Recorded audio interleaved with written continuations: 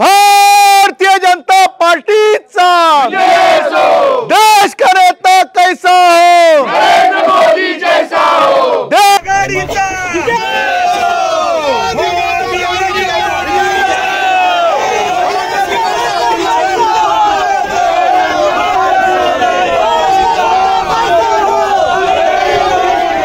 आपण waiting room पाहिला, ticket room पाहिला। आता आपण ह्या बोटीमध्ये बसलेलो आहोत। ही ड्रोनचे दृश्य देखील तुम्ही पाहिलेत।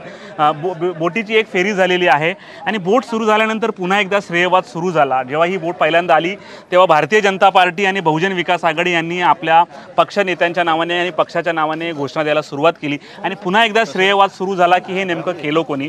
आपल्याला सोबत बोलण्यासाठी भारतीय जनता पार्टीचे मनोज पाटील आपल्यासोबत आहेत। सर, काय सांगाल की निवडणुकीच्या आचारसंहिता लागण्याच्या 15 दिवस किंवा 1 महिन्यापूर्वी ही रोरो सेवा सुरू झालेली आहे। हा कुठेतरी इलेक्शन स्टंट आहे असं वाटतं आपल्याला? बिलकुल नाही।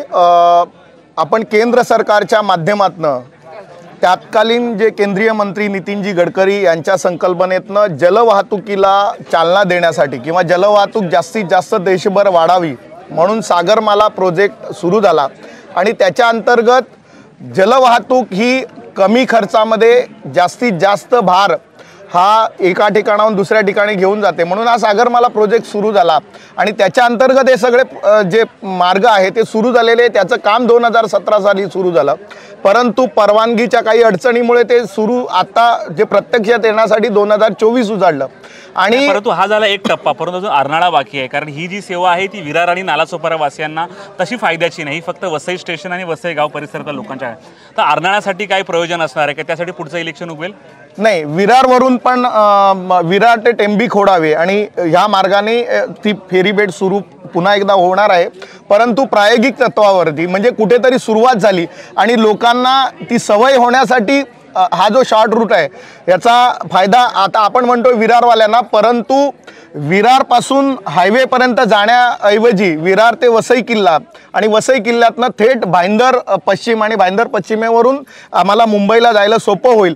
दुसऱ्या बाजूला मुंबईवरून जे पर्यटक येतात त्यांना ट्रेनच्या गर्दीमध्ये येण्याला त्रास होतो किंवा मग लोक हायवेला जातात, त्या हायवेच्या ट्रॅफिकमध्ये अडकतात।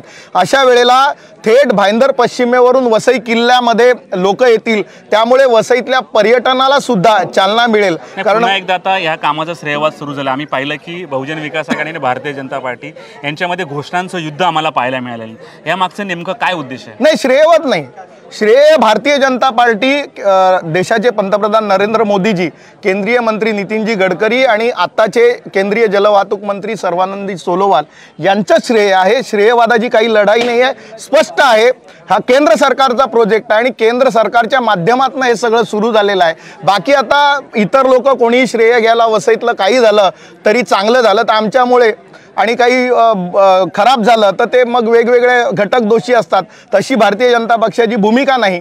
केंद्र सरकारच्या माध्यमातून हे काम होत आहे, त्यामुळे श्रेय घेण्याचा विषय नाही आहे। आम्ही वसई विरारकरांतर्फे नरेंद्र मोदीजींचे आभार व्यक्त करण्यासाठी या ठिकाणी आम्ही उपस्थित होतो आणि आम्ही वसई विरारकरच्या जनतेच्या वतीने पुन्हा एकदा नरेंद्र मोदीजी आणि महाराष्ट्राचे मुख्यमंत्री वसई टू कल्याण असेल किंवा वसई टू भिवंडी असेल किंवा आणखीन समुद्रमार्ग जोडण्यासाठी काय प्रयत्न आहेत?